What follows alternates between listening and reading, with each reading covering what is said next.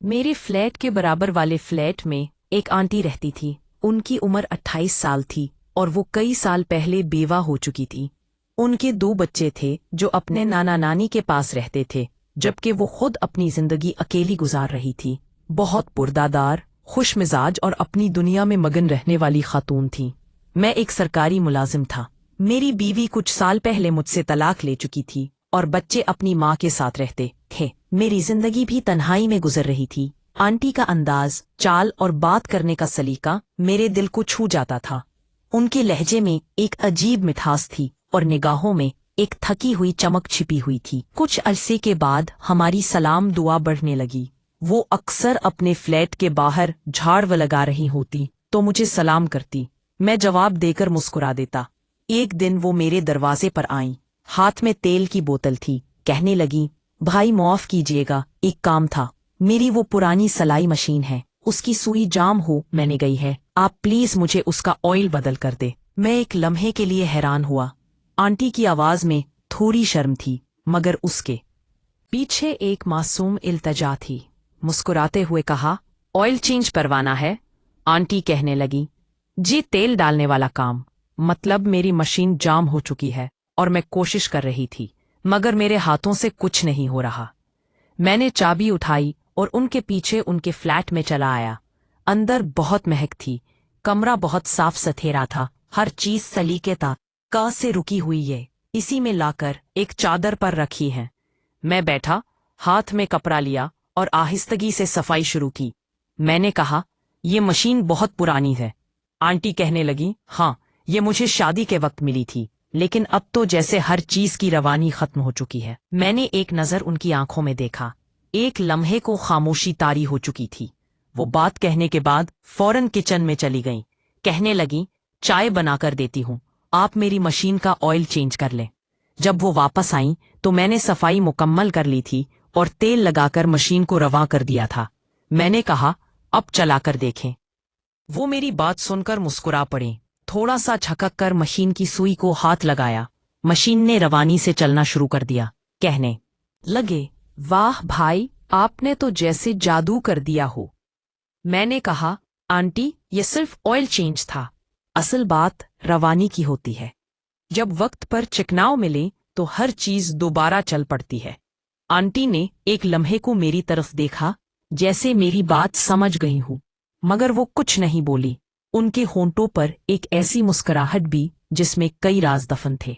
ऐसी शाम के बाद हमारी बातचीत में एक नर्म रवानी आ गई। अब वो कभी कभार दोपहर के वक्त मुझे चाय पर बुला लेती। मैं भी बगैर शर्म के वहां चला जाता।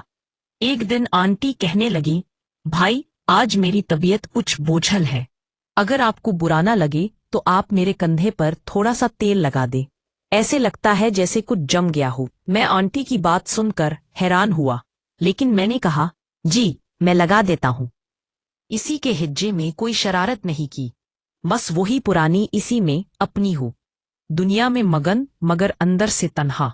मैंने तेल हाथ में उठा लिया। आंटी सोफे पर लेट चुकी थी। उनके दुपट्टे का किनारा कंधे से सरक रहा था। मैंने उंगलियों में थोड़ा सा तेल लेकर उनके कंधे पर नरमी से मिलना शुरू कर दिया। एक खामोशी थी और इस खामोशी में गहरी सांसों की आवाज थी। आंटी कहने लगी, भाई, कभी कभी लगता है जैसे जिंदगी सिर्फ ऑयल चेंज मांगती है और सब कुछ फिर से चलने लगता है। मैंने उनकी बात में छुपी हुई थकन, तन्हाई और ख्वाहिश को महसूस किया था, और वो लम्हा हमेशा के लिए मेरे दिल पर सख्त हो चुका था। इस दिन के बाद आंटी की निगाहें बदल चुकी थीं।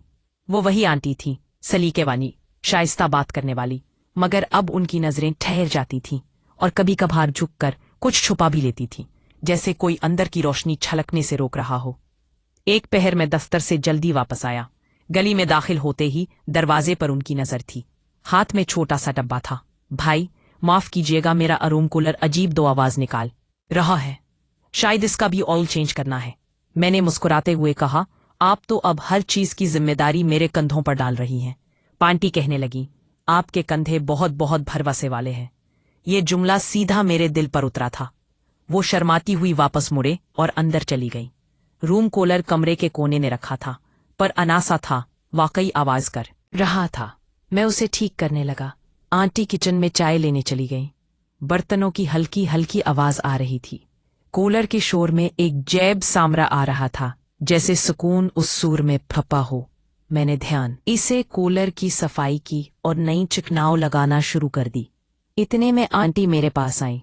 उनके हाथ में चाय की ट्रे थी। कहने लगी, कितना वक्त लगेगा? मैंने कहा, बस थोड़ा सा वक्त लगेगा, जब तक अच्छी तरह तेल नहीं लग जाता ये शोर बंद नहीं होगा। मेरी बात सुनकर आंटी कहने लगी, क्या दिलों पर भी ऑयल लगाया जा सकता है? मैंने हैरान होकर उन्हें देखा तो वो मुस्कुरा रही थी, मगर ये मुस्कुराहट किसी मजाक की नहीं, एक अधूरे सवाल की थी। मैंने कहा, दिल पर सिर्फ वही में लगता है जो नियत से निकले और जो बगैर छुए वहां तक पहुंच जाए। खामोशी छा चुकी थी। कूलर बंद हुआ, पंखा हारवांग हो चुका था। अब ये शोर नहीं करेगा। आंटी कहने लगी, काश इंसान भी इतना आसान होते। खैर, हम दोनों ने चाय पीनी शुरू की। धीरे धीरे मौसम गर्म हो रहा था। मैंने कड़की से बाहर देखा। शाम का रंग गहरा हो रहा था। आंटी मेरी तरफ देखते हुए कहने लगी, भाई, कुछ दिनों से मेरी तबीयत खराब है। शायद जिस्म में नमी की कमी हो चुकी है।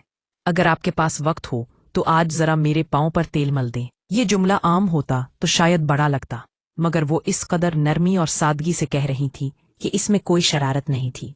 बस एक औरत की तन्हाई झांक रही थी, जो अपने जिस्म की बेरूही को किसी के लम्स से जगाना चाहती थी, वो भी बगैर किसी लफ्जी तकरार के। मैंने सर हिला दिया। वो सोफे पर बैठ चुकी थी। दोपट्टा अब भी मुकम्मल अंदाज में था।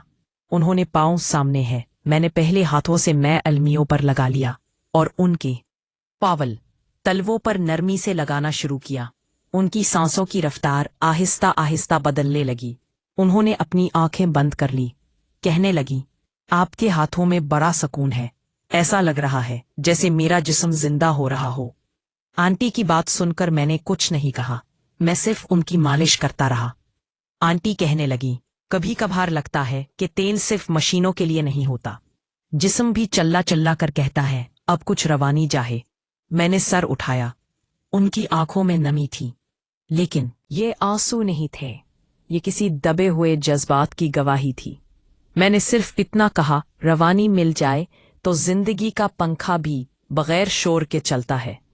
एक लम्हे को हम दोनों खामोश हुए, मगर इस खामोशी में एक मुआहदा हो चुका था, बगैर जबान के, बगैर वादे के। एपी मैं अपने रोजमर्रा के काम करता रहा, मगर हर रात जब फ्लैट की खामोश दीवारें मेरे गिर्द सुनाटा बनने लगती तो आंटी के वो लम्हे याद आने लगते। एक शाम दरवाजे पर दस्तक हुई। दरवाजा हुलालुए हाथ में 6 पड़े लिए ठड़ी में हने लगे, भाई आपको तकलीफ होगी, मगर मेरी वॉशिंग मशीन बंद हो चुकी है। कुछ लोग तो कहते हैं इसकी मोटर जाम हो चुकी है, पर मुझे लगता है बस थोड़ा सा साथ चाहिए। मैं मुस्कुरा पड़ा। मैंने दिल ही दिल में सोचा कि ये औरत हर बार मुझे ही क्यों याद करती है, मगर शायद वो जानती थी कि मैं चीजें ठीक करने का फन जानती हूँ, चाहे वो मशीन हो या दिल। उनके कमरे में दाखिल होते ही खामोशी कुछ गहरी होने लगी। मैंने मशीन का ढक्कन खोला। वाकई कुछ पर्जे पुराने हो चुके। पी